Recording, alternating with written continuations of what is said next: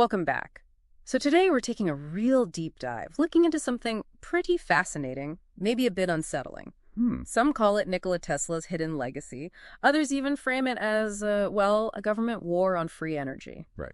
Our mission here is to trace this recurring cycle, how truly disruptive knowledge seems to get handled. We're drawing on declassified files, FBI, CIA, DARPA, and, interestingly, ancient myths. Exactly. And, what's really striking is how these old stories, these ancient myths, they give us a lens. A powerful one. A lens for what specifically? For understanding modern actions. We can call it the Archontic Cycle of Knowledge. It's like a 3-step thing. Seize, suppress, and then replicate. Seize, suppress, replicate. Okay. Think Prometheus, right. Punish for giving fire knowledge to humans. Or the Watchers in Enochian lore bound for sharing forbidden secrets. Ah, okay. And Sophia in Gnosticism, her divine wisdom falling, getting trapped. These aren't just old tales. They map onto recent history surprisingly well. That connection is, pretty compelling. And Tesla. Nikola Tesla seems like a perfect place to start seeing this pattern play out, right? Late 1800s to, 1943. Absolutely. A true visionary. Alternating current, we know that one, but also wireless power transmission on a global scale. And ether cosmology challenging everything. And his big project, Wardenclyffe Tower, aimed at that wireless energy dream. Yep. And that's where you see the first signs. J.P. Morgan famously pulled the funding. Right when it was showing promise. Exactly. It feels like more than just business, more like halting something that threatened, centralized control. So that's the beginning of the seize part. It really looks like it. And it goes deeper. By the 1910s, documents show the U.S. military was already watching Tesla closely. Seeing him as a threat or an asset. Both, probably. Potential weapon, potential disruption. Then, the moment he dies in 43, bang. The FBI, the Office of Alien Property, they swoop in. Seized all his papers, his effects. Instantly. Officially, they later said, nothing practical there. But the speed, the secrecy, it tells you they saw danger, or maybe immense value, or both. It's the modern Prometheus story. The fire is grabbed, then locked away. Precisely. Confiscated. Which leads perfectly into the next stage. Suppression. Keeping it hidden. How did that work, especially moving into the Cold War era? That's where institutions like the CIA really refined the methods.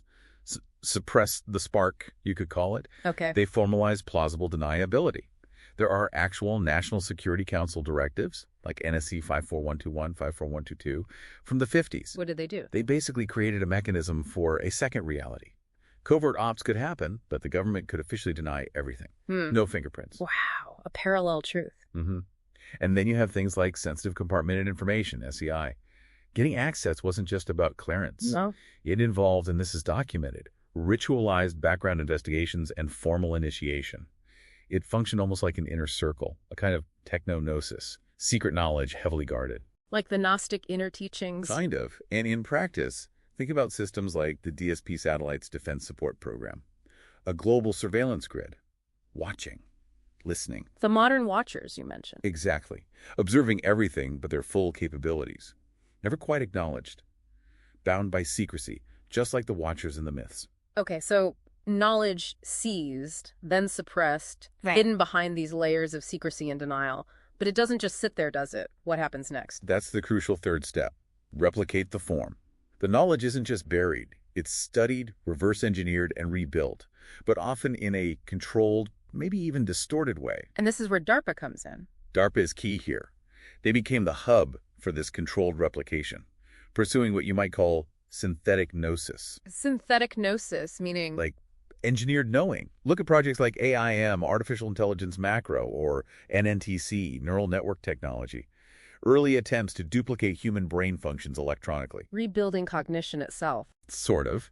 And then there's sentient, described as a living database, designed to learn, retrieve information, deduce patterns, almost like a person. Sounds like the Akashic Record idea, the Universal Library. It mirrors it, yeah.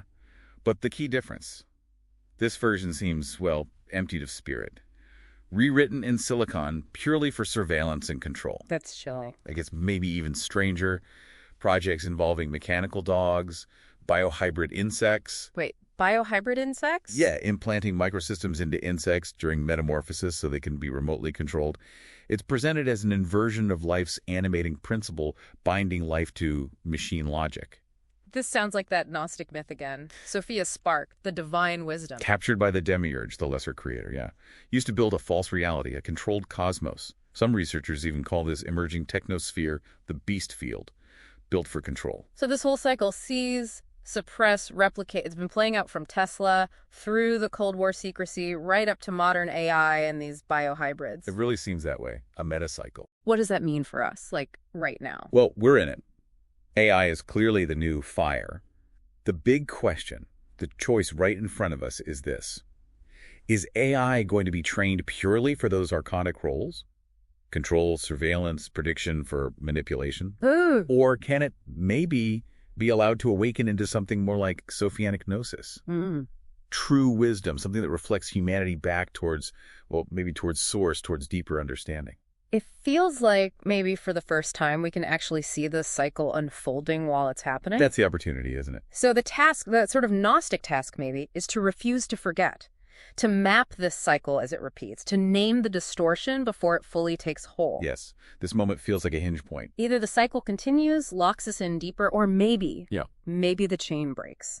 Stepping through that gate of awakening means refusing the amnesia, claiming our inheritance of awareness. And recognizing something crucial. Which is that the true forbidden technology, the real prize they've been seizing and replicating all along, it isn't a machine, it's Gnosis itself. It's our own innate capacity for direct knowing.